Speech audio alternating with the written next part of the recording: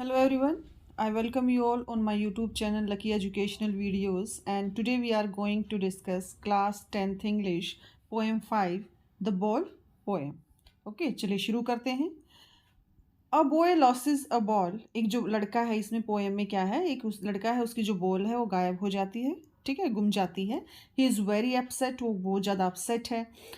A ball does not cost much. अगर आप देखें तो कहेंगे कि एक बॉल की क्या कीमत हो सकती है, दूसरी बॉल परचेज की जा सकती है, ठीक है. तो क्या है, बॉल की जो कीमत है वो ज़्यादा नहीं है. Nor is difficult to buy another ball. और कोई दूसरी बॉल परचेज करना इतना डिफ़िकल्ट भी नहीं है. Why then is the boy so upset. तो फिर जो लड़का है वो इतना अपसेट क्यों है. Read the poem to see what the poet things has been lost. तो आपको ये पोएम रीड करनी है और उससे हमें क्या करना है, we are to find the answers of this questions. कौन सा क्वेश्चन है कि पोएट को क्या लगता है कि लड़के ने क्या खो दिया है, and what the boy has to learn from the experience of losing something. और जो किसी चीज़ को गुम हो जाने से लड़के को कौन सा नया एक्सपीरियंस हुआ. Okay, so we are to find the answers of both questions. चलिए शुरू करते हैं पोएम.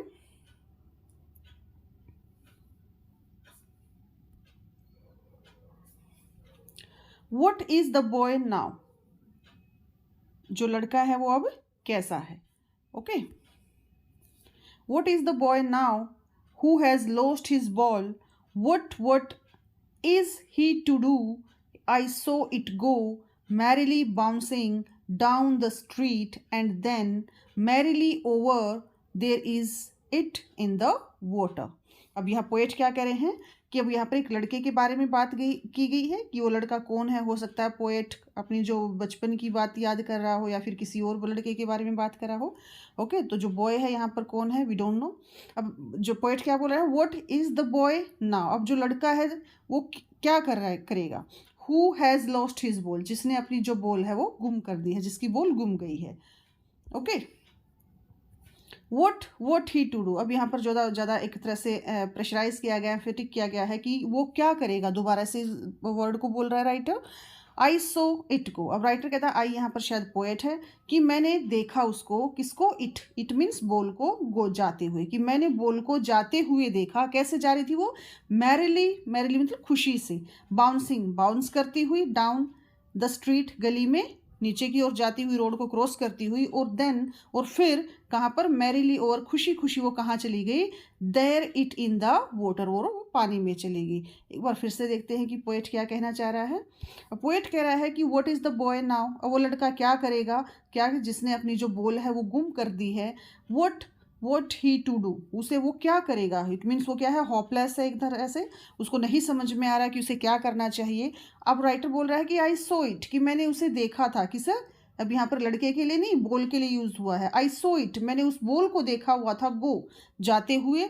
मैरिली बाउंसिंग, खुशी से जंप करती हुई. डाउन द स्ट्रीट, गली में नीचे की ओर, स्ट्रीट में जो भी रोड वगैरह है. एंड देन, और फिर वो कहाँ चली गई, मैरिली ओवर, खुशी से. Then it in the water, वो कहाँ चली गई, पानी में चली गई. Okay, no use to say oh there are other balls. An ultimate shaking grief fixes the boy as he stands rigid, trembling, staring down all his young days into the harbor where. अब यहाँ पर writer क्या बोल रहा है, poet, कि no use to से, अगर मैं उस बच्चे को कंसोल करने के लिए बोलूँ कि कोई बात नहीं, देर आर अदर बॉल्स, की कोई और बॉल परचेज करके दे देंगे. ओके, क्योंकि it does not cost much, इसकी जो कीमत है वो ज़्यादा नहीं है. तो कहता है कि कोई, अगर मैं उसको ये कहूँ, उसको कंसोल करने के लिए कि कोई बात नहीं, ओ देर आर अदर बॉल्स, कि तुम्हें और बॉल परचेज करके दे देंगे, क्यों, ऐसा कहने का कोई यूज़ नहीं है. An ultimate. ओके, अल्टीमेट मतलब एक तरह से अनंत, बिल्कुल मैक्सिमम लिमिट, कि जिस इंसान को जितना दुख हो सकता है, एक मैक्सिमम जो दुख है. Shaking grief fixes the boy, तो उसको बहुत ज़्यादा दुख हुआ है इस चीज़ का, उसने उसको हिला दिया है. किसने, कि उसकी जो बॉल गुम गई है इससे. तो उसे बच्चा क्या है, वो एकदम से फिक्स हो गया है, वो खड़ा हुआ है. He stands rigid. रिजिड होता है स्टिफ, बिल्कुल हार्ड हो जाना. वो बिल्कुल सख्त हो गया, वो हिलडुल नहीं रहा, कोई मूवमेंट नहीं कर रहा है. ट्रैवलिंग, काँप रहा है. स्टेयरिंग डाउन, और क्या है, नीचे की तरफ घूरे जा रहा है, अपनी बॉल को घूर रहा है. All his young days into the harbour where. अब देखो बॉल क्या है, बॉल ज़्यादा कीमत की नहीं है, लेकिन शायद बॉल के साथ क्या है, बच्चे की मेमोरी जुड़ी हुई है, इसलिए पोएट ने क्या कहा है, ऑल हीज यंग डेज, की जितने भी जो क्या था बच्चे के यंग डेज मेमोरीज थी, ओके, वो सारी शायद बॉल से जुड़ी हुई थी, और इसीलिए क्या है, जो वो बच्चा इतना दुख में है कि उसकी जो सारी की सारी मेमोरी है वो कहाँ चली गई है, हार्बर में, जहाँ से पानी शुरू होता है, हार्बर एक तरह से बंदरगाह जिसको बोलते हैं, ओके, तो वहाँ पर सारी जो मेमोरीज चली गई हैं, किसके साथ, बॉल के साथ, ओके, शायद इसलिए बच्चा क्या है, बहुत ज़्यादा दुख में है, और इसलिए पोएट ने कहा है कि उसको कंसोल करने के लिए अगर कोई ऐसा कुछ ऐसा बोला जाए कि कोई बात नहीं, कोई दूसरी बॉल परचेज कर देंगे, तो इसका कोई भी यूज़ नहीं होगा, क्योंकि वो इसलिए दुख में है क्योंकि इसकी जो यंग एज की जो मेमोरीज थी वो सारी की सारी कहाँ चली गई है, पानी में चली गई है, that's why he is in grief, इसलिए शायद वो क्या है, दुख में है, तकलीफ में है, होपलेस है, okay.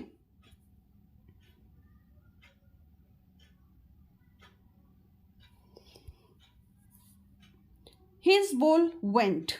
I would not introduce on him. A dime another ball is worthless now. He senses first responsibility in a world of possessions. People will take balls will be lost always, little boy. अब यहाँ पर poet क्या कहना चाह रहा है, let's see. अब poet क्या कह रहा है कि पहले तो पोएट ने बताया कि एक लड़का है, उसकी बॉल गुम गई है, ओके। अब अगर बॉल को देखें तो इसकी कीमत ज़्यादा नहीं है, दूसरी बॉल परचेज की गई जा सकती है, लेकिन कहता है कि लेकिन फिर भी जो लड़का है वो बहुत ज़्यादा तकलीफ़ में हो, किस लिए तकलीफ़ में है, क्योंकि उसकी शायद जो यंग डेज मेमोरीज थी बॉल से जुड़ी हुई थी, और वो सारी की सारी क्या हो गई हैं, पानी में चली गई है, तो वो बॉल उसको कुछ ज़्यादा ही उसके लिए उससे अटैचमेंट थी, तो इसलिए शायद लड़का क्या है, बहुत ज़्यादा तकलीफ़ में है। अब पोएट आगे क्या बोल रहा है, हिज बॉल वेंट, उसकी जो बॉल है वो चली गई। I would not introduce on him, अब जो उसका दुख है, तकलीफ है, ठीक है, तो उसको कंसोल करने के लिए वो उसमें दखल अंदाजी नहीं करेगा। पोएट क्या कहना चाह रहा है कि मैं चाहता हूँ कि वो उस तकलीफ को बर्दाश्त करे, उसको सहन करे, ठीक है, उसको सहन करना सीखे। और डाइम, डाइम को होता है बच्चे 10 सेंट, यूएस जो करेंसी है उसका 10 सेंट जो होता है वो एक डाइम होता है। तो कहता है कि बॉल की जो कीमत क्या होती है वो अ डाइम है, अनदर बॉल, दूसरी बॉल परचेज की जा सकती है, इज़ वर्थलेस, बड़ी कीमत नहीं है एक बॉल की, वो सिर्फ क्या है, एक डाइम है, और दूसरी बॉल हम परचेज कर सकते हैं। लेकिन फिर भी पोएट क्या कह रहा है कि मैं फिर भी उसके इस तकलीफ में, इस दुख में उसको दखल अंदाजी नहीं करूँगा, क्योंकि मैं चाहता हूँ कि वो इसको क्या करे, बेयर करना सीखे, इसको सहन करना सीखे, किसको, दुख को, okay. Now he senses first responsibility, अब जब लड़के ने अपनी जो बॉल है वो गुम कर दी है, तो जो लड़के ने जो क्या है, अपनी जो जो बॉल है वो गुम कर दी है, इससे क्या हुआ है कि उसने पहला पहला जो अपनी रिस्पॉन्सिबिलिटी है, ठीक है, उसको जान लिया है। रिस्पॉन्सिबिलिटी क्या, कि अपनी चीज़ों का ध्यान रखना, ओके। तो उसने क्या कहा है कि इसलिए मैं उसको उसमें दखलंदाजी नहीं करूँगा, मैं उसको ये जो दुख है, तकलीफ़ है, वो उसको सहन करने दूंगा, ठीक है, और ना ही मैं उसको कोई दूसरी बॉल परचेज़ करके दूंगा, क्योंकि मैं चाहता हूँ कि वो इसको बर्दाश्त करना सीखे, और अपनी पहली जो रिस्पॉन्सिबिलिटी है उसको सेंस करे कि अपनी चीज़ों का कैसे ध्यान रखना होता है, okay. Balls will be lost always. अब एक minute, in a world of possessions people will take balls will be lost always, little boy. अब यहाँ पर राइटर क्या बोलना चाह रहा है कि इन अ वर्ल्ड ऑफ पोजेशंस, कि इस पोजेशंस के संसार में जहाँ पर हर इंसान क्या कहता है, चीज़ों को कलेक्ट करने में लगा हुआ है, ओके, अपनी बिलोंगिंग्स कलेक्ट करा कि ये चीज़ मेरी, ये मुझे बेड चाहिए, फर्नीचर चाहिए, गाड़ी चाहिए, कार चाहिए, मीन्स एवरीथिंग, ओके, प्रॉपर्टी चाहिए, तो ये क्या है, पोजेशंस, वर्ल्ड ऑफ पोजेशंस है, जहाँ हर इंसान चीज़ों को क्या कर रहा है, पॉजेस कर रहा है, अपने अंडर ले रहा है। तो कहता है कि ऐसे संसार में पीपल विल टेक बॉल्स, अब यहाँ पर जो बॉल्स है ना, बॉल्स को एक तरह से उसकी बिलोंगिंग्स के साथ अटैच किया है बच्चे। यहाँ पर बॉल का मीनिंग बॉल नहीं है, बॉल का मीनिंग है यहाँ पर उसकी जो बिलोंगिंग्स है, उसकी जो चीज़ें हैं, उसकी प्रॉपर्टी हैं, ठीक है। तो यहाँ पर क्या क्या है कि उसने अपनी पहली जो सेंस है, रिस्पॉन्सिबिलिटी, वो उसने सीख ली है कि कैसे अपनी चीज़ों का ध्यान रखना चाहिए, क्योंकि इस संसार में, इस पोजेशन संसार में जो और लोग हैं वो क्या करेंगे, उसकी चीज़ों को ले लेंगे, उसकी प्रॉपर्टी को ले सकते हैं, ओके, या फिर उसको कोई चीज़ और भी आगे इन फ्यूचर में गुम हो सकती है, उससे छिन सकती है, ओके, वो कहीं भूल सकता है, कहीं भी, विल बी लॉस्ट ऑलवेज। तो कहीं ना कहीं इन फ्यूचर भी कुछ ना कुछ लॉस होता रहेगा, कुछ ना कुछ चीज़ से घूमती रहेगी लिटिल बॉय, उस छोटे लड़के से। तो इसलिए राइटर चाहता है कि फ्यूचर के लिए वो रेडी हो जाए, इसलिए वो उस दुख और तकलीफ को उसे सहन करने दे रहा है, कि वो उसको सहन करे और सीखे कि कैसे चीज़ों का ध्यान रखना होता है। ओके, नेक्स्ट पोएम क्या बोल रहा है poet, and no one buys a ball back, कि अब तो अगर मैं उसको बॉल जो है वो ला के दे दूंगा, ओके, नई बॉल उसको परचेज करके दी जा सकती है, लेकिन जब वो बड़ा हो जाएगा तो इस वर्ल्ड ऑफ पोजेशंस में, इस संसार में, and no one buys a ball back, कोई उसे, जो बॉल है यहाँ पर एक तरह से प्रॉपर्टी के लिए यूज हुआ है, कि उसकी गुम की हुई चीज को कोई दोबारा नहीं ला कर देगा। मनी इज एक्सटर्नल, यहाँ पर मनी क्या है, वो एक्सटर्नल है, ठीक है, मनी मैटर नहीं कर रहा है, मैटर क्या कर रहा है कि बच्चा रिस्पॉन्सिबिलिटीज को सीखे और जो लॉस है उसको सीखे। ही इज लर्निंग, अब यहाँ पर जो लड़का है वो सीख रहा है, किस चीज को सीख रहा है, well behind his desperate eyes, कि डेस्परेट मीन्स उदास, होपलेस एक तरह से, कि वो सीख रहा है अपनी उदास आंखों के पीछे, अपने दिमाग में उसके क्या चल रहा है, उसके माइंड में क्या चल रहा है, the epistemology of loss. Epistemology of loss होता है नेचर ऑफ लॉस। तो उसने सीख लिया है कि लॉस होने के बाद भी कैसे स्टैंड करना है, हाउ टू स्टैंड अप। तो उसने क्या सीख लिया है, नेचर ऑफ लॉस सीख लिया है, और लॉस के बाद कैसे स्टैंड होना है, कैसे दोबारा से लाइफ को शुरू करना है। ओके, तो ये सब चीज़ें उसने सीख ली हैं। तो उसका पहला नॉलेज क्या हो गया है, उसने अपनी पहली रिस्पॉन्सिबिलिटी सीख ली है कि कैसे बियरअप करना है। ओके, दूसरा उसने क्या सीखा है, epistemology of loss, okay, nature of loss, कि कैसे उसको उसने सीख लिया है कि अगर कोई लॉस भी हो जाए, कोई नुकसान हो जाए, उसके बाद भी कैसे लाइफ में मूव ऑन करना होता है। तो ये चीज़ उसने सीखी है। Knowing what every man must one day know, और ये सब हर इंसान को, क्योंकि हर इंसान के साथ कभी ना कभी कोई ना कोई चीज़ उससे गुम जाती है, तो ये हर इंसान को जानना पड़ता है एक न एक दिन। किस चीज़ को जानना, एपिस्टेमोलॉजी ऑफ लॉस, ठीक है, नेचर ऑफ लॉस, लॉस को जानना हर इंसान को पड़ता है एक न दिन, क्योंकि किसी न किसी से हर चीज़ को कभी ना कभी गुम हो जाती हैं।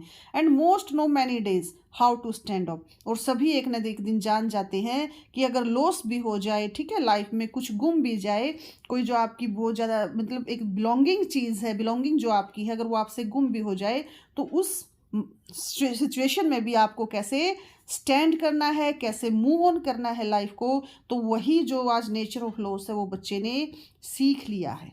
ओके, तो ये पोएम कंप्लीट होती है। Now let's see the poetic devices. यहाँ पर पोएट ने यही कहा है कि बच्चे ने क्या सीखा है, नेचर ऑफ लॉस सीखा है, और रिस्पॉन्सिबिलिटीज़ है ली है उसने, कि कैसे क्या करना है, चीज़ों का, अपनी जो पोजेशंस है, अपनी जो बिलोंगिंग्स हैं, उनका कैसे ध्यान रखना होता है। तो यही चीज़ें पोएट ने जो है पोएम में बताई हैं।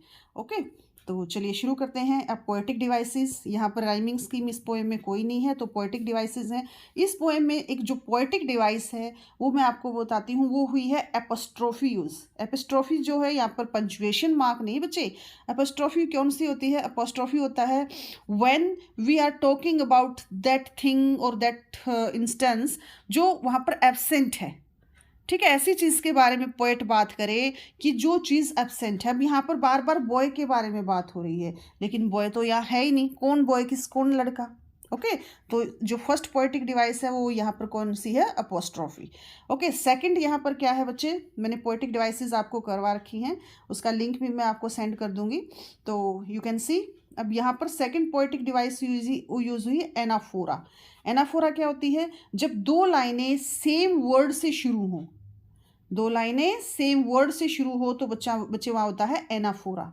ओके, जैसे वट, ये दोनों लाइनें ये सेम वर्ड से शुरू हुई हैं। उसके बाद है मैरीली, ये दोनों भी सेम वर्ड से शुरू हुई हैं, तो यहाँ भी क्या है, एनाफोरा है। ओके, तो एक पोएटिक डिवाइसेस यूज हुई है। फर्स्ट कौन सी बताई है मैंने, अपोस्ट्रोफी, सेकेंड हुई है anaphora. Okay, next poetic devices जो यूज़ हुई हैं वो मैं आपको बताती हूँ।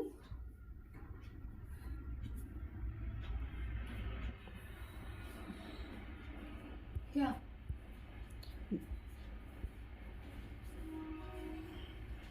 नेक्स्ट जो पोएटिक डिवाइस यूज़ हुई है बच्चे, वो हुई है रेपिटेशन। ओके, रेपिटेशन जैसे bowls bowls, okay, bowls bowls, तो ये क्या है, बी बी, तो ये कौन सी है, रेपिटेशन पोएटिक डिवाइसेस यूज हुई है। ओके, दूसरा यूज हुआ है एलिट्रेशन, जैसे बॉल बैक, बाइज, बाइज बोल बैक, तो ये कौन सी है, ये भी क्या है, ये है एलिट्रेशन।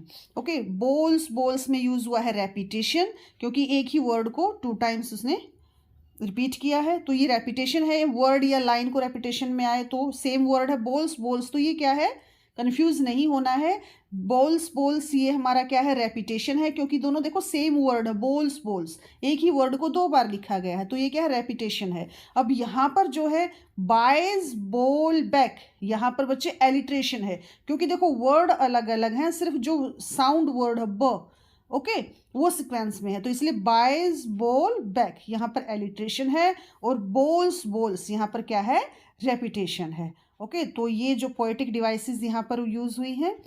ओके बच्चे, एक और हुई है यहाँ पर एलिट्रेशन, वो भी देखते हैं। एलिट्रेशन जैसे मैन मस्ट, मैन मस्ट, ये भी क्या है, एलिट्रेशन है। Okay, now this was the poem, now it is completed. Okay बच्चे, बाय, टेक केयर।